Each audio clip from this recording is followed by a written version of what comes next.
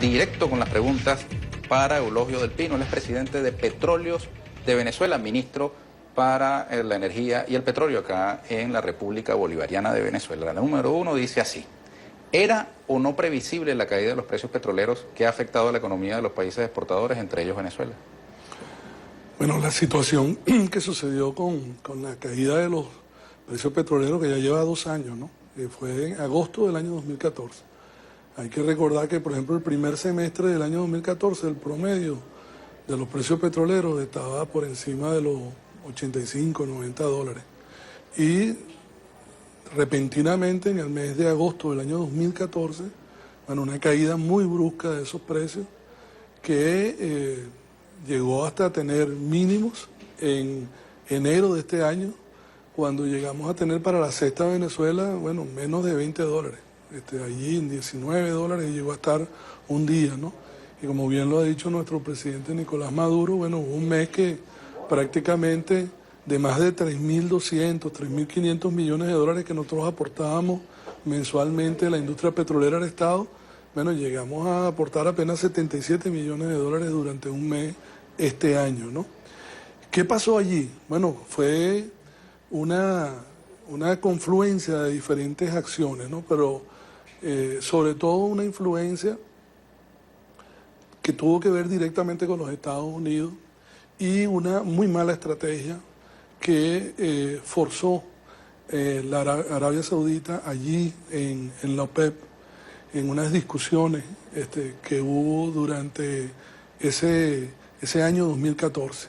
Por un lado, los Estados Unidos comenzaron a desarrollar y usaron y abusaron, diría yo, de la técnica del fracking. Fracking es fracturamiento en inglés y significa una técnica que fractura la roca, la lutita, impregnada de petróleo, utilizando agua y químicos.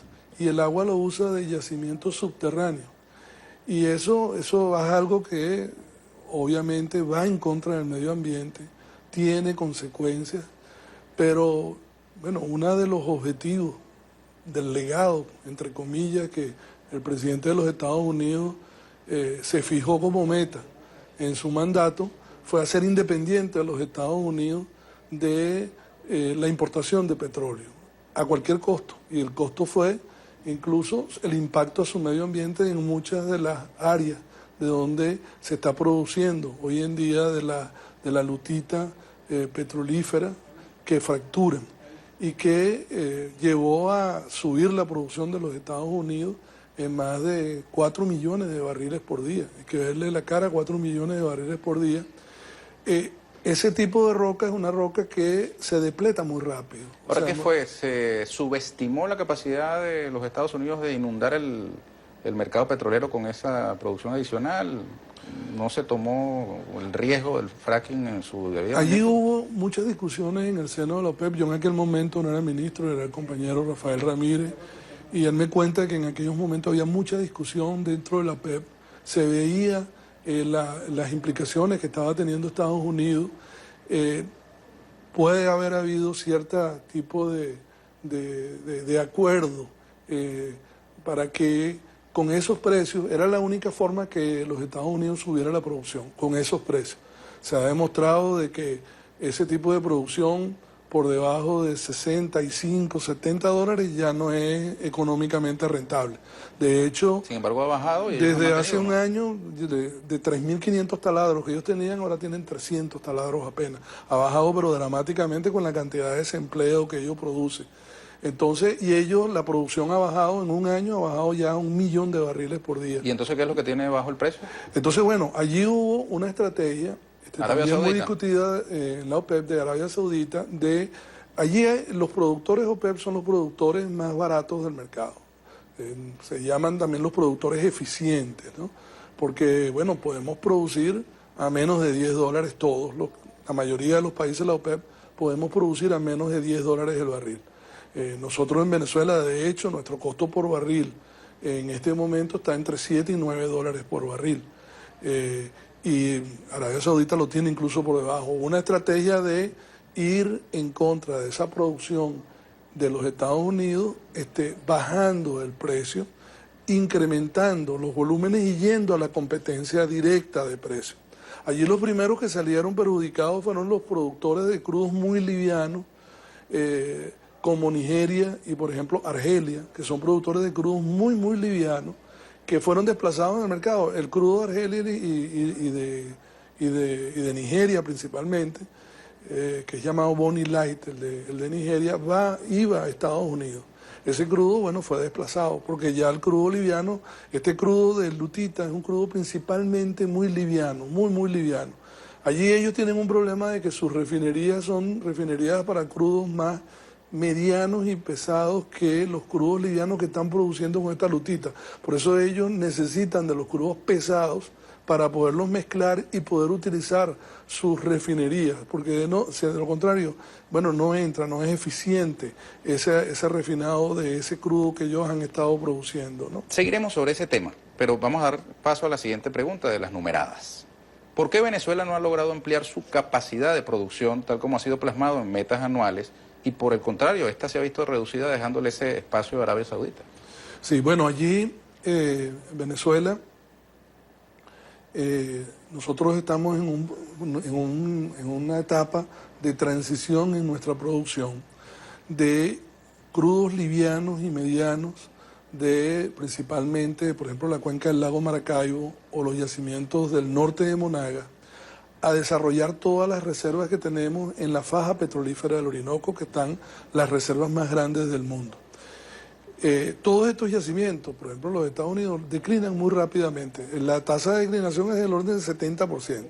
Los yacimientos nuestros, la declinación es del orden del 30%.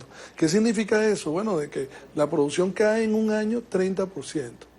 Nosotros estamos enfrentando en este periodo, cuando se hace el plan Siembra del Petróleo, en el año 2005, y se fijan unas metas volumétricas, bueno, allí en el medio han sucedido primero la crisis del capitalismo mundial. En el año 2008 el precio estaba en el orden de 135, 138 dólares por barril y en menos de 6 meses cayó a menos de 30 dólares por barril. O sea, cayó 100 dólares en apenas 6 meses.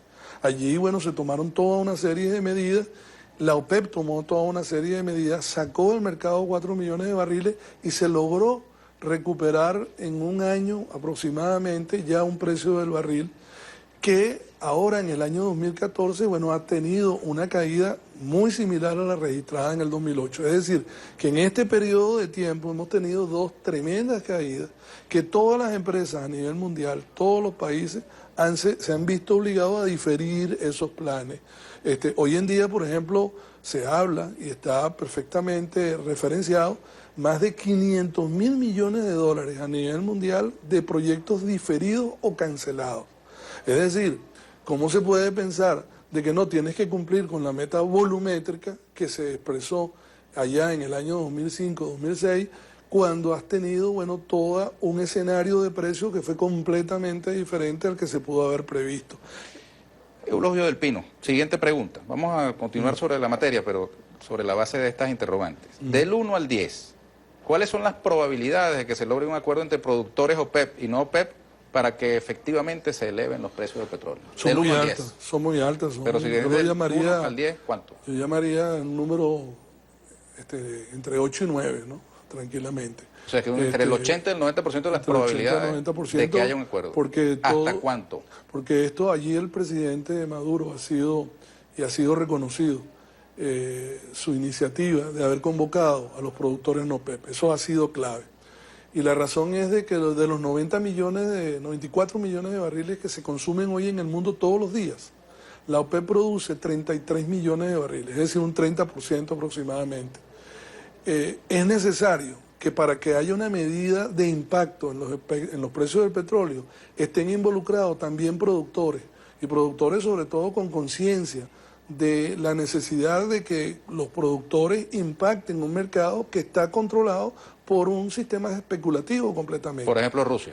Por ejemplo, Rusia ha estado involucrado con nosotros desde el primer momento, en unas conversaciones muy cercanas a nivel de nuestros presidentes, también a nivel del ministro Nova, que nosotros conversaciones prácticamente semanalmente para ir desarrollando esta estrategia Y realmente, bueno, llegamos a estar en Doha en abril, a punto de una estrategia que lamentablemente no se pudo concretar en Y ese si usted momento. tuviera que resumir en una palabra, ¿cuál es la piedra de tranca que hasta ahora ha habido?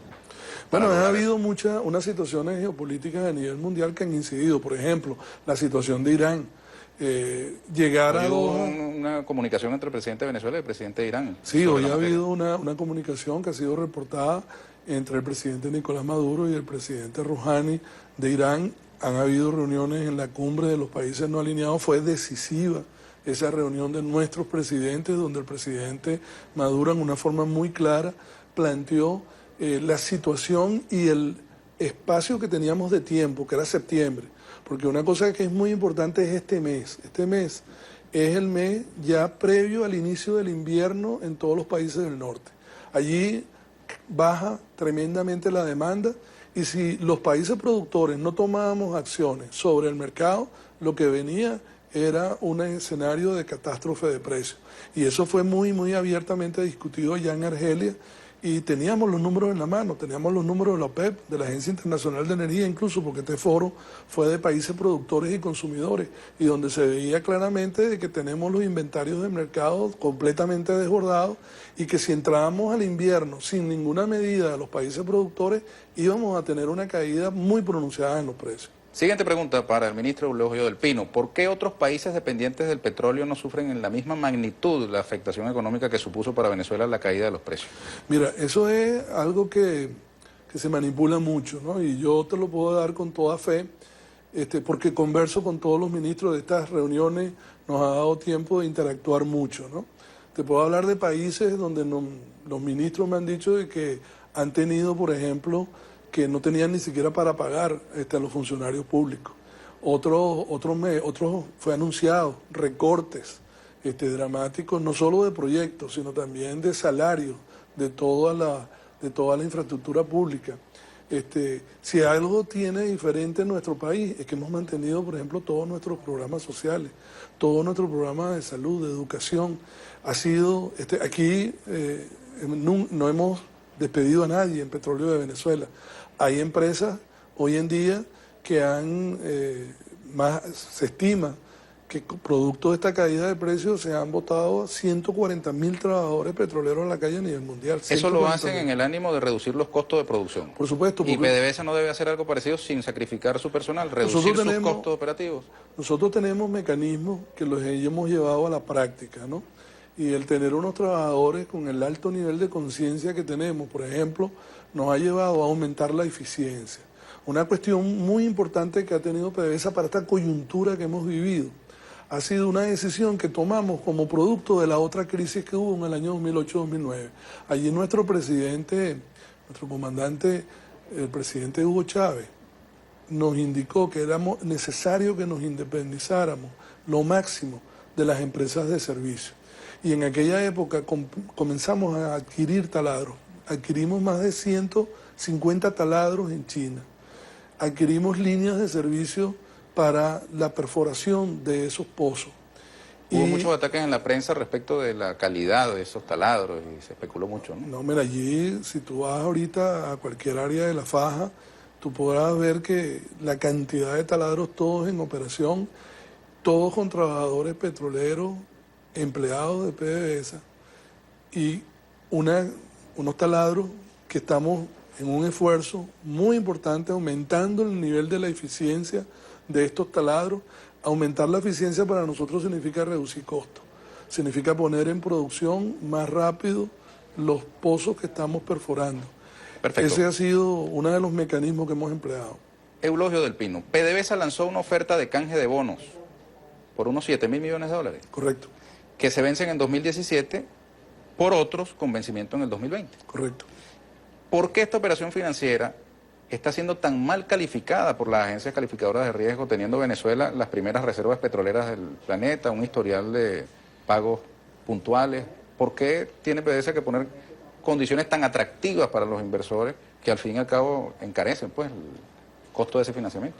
No, mira, yo te debo decir que los que están mal calificando esto son un ala de la oposición completamente apátrida que ha atacado una operación que es perfectamente transparente. Yo me refiero a Standard & Poor's y esas empresas, algunas de ellas, y nosotros no hemos dudado en llamarlas especuladoras de oficio, y tienen demandas debido a utilizar ese tipo de calificaciones para tumbar el valor de los papeles, para luego hacer negocios saliendo a adquirirlos y poder tener tremendas ganancias, ¿no?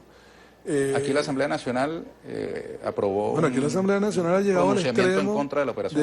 de que ese pronunciamiento enviárselo a las embajadas extranjeras en nuestro país, algo que es completamente ilógico, de que haya venezolanos, bueno, esos son los mismos venezolanos que usaron o trataron de usar la industria petrolera en contra de nuestro presidente Chávez en el año 2002, en aquel golpe, utilizar la industria petrolera y algunos empleados de esa industria petrolera en contra del mismo país. Ahora están tratando de una operación que es totalmente transparente, que es voluntaria de hecho, para los tenedores de bonos, y de que le estamos ofreciendo simplemente que unos bonos que van a vencer en el año 2017, entre abril y noviembre, y que tienen una componente que vence ahora en noviembre, una parte, estamos cambiando por un bono que va a vencer en el año 2020 con una tasa de interés de 8,5%. Que es bastante alta, ¿no? Es igual, bueno, esa es una tasa de interés que es la tasa de interés que nosotros,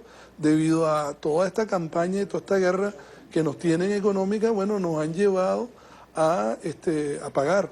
Y sin embargo, nosotros allí, cuando se habla del valor de esos bonos, para el tenedor de bonos es, bueno, ¿qué me ha resultado este bono a mí en el transcurso del tiempo? Porque este bono no es que salió hace un año o dos, este bono está en poder de ellos desde hace 10 años, porque se emitió en el año 2006 y 2007.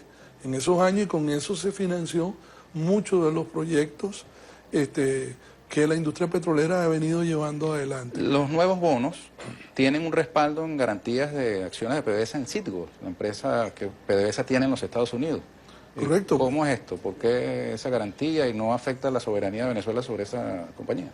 No, de ninguna manera, porque eso es una garantía, un colateral que se pone allí para darle confianza a los que vayan con ese canje voluntario que se estaba siendo ofrecido, para, sin nosotros tener que erogar ningún tipo de dinero adicional, dar confianza de que esa es una operación que va a estar honrada por PDVSA como ha sido honrada a lo largo de estos 10 años. Es decir, lo que estamos dando es poner un atractivo adicional para que ese canje se haga y podamos atravesar, bueno, un periodo que ha sido el más largo en la historia con bajos precios petroleros. Ahora, en 2020, cuando venzan los bonos nuevos en 2020, Venezuela, paga el correspondiente y Citgo queda liberada de esa obligación. Por supuesto, por supuesto. Allí no implica ninguna transferencia de valor de parte de Citgo, sino es como una garantía adicional de ese pago para dar confianza al tenedor de bonos. Usted insiste mucho y eso ha sido muy bien recibido por toda la... Usted ha insistido ahora en que ha dicho 2 veces que es voluntario, es decir, quien no quiera hacer el canje no lo hace, igual puede reclamar en PDVSA que al vencimiento hasta este jueves haya el retorno. Tienen oportunidad todos los tenedores de bonos de tomar la decisión. Llevamos 10 años y PDVSA y el país ha cumplido perfectamente con los intereses que se pagan semestralmente. Ha tenido una rentabilidad excelente. Los tenedores de bonos lo saben. Nosotros le estamos dando la oportunidad de que ese instrumento, que hasta ahora ha cumplido y que es de excelente calidad, tenerlo por unos 3 años adicionales,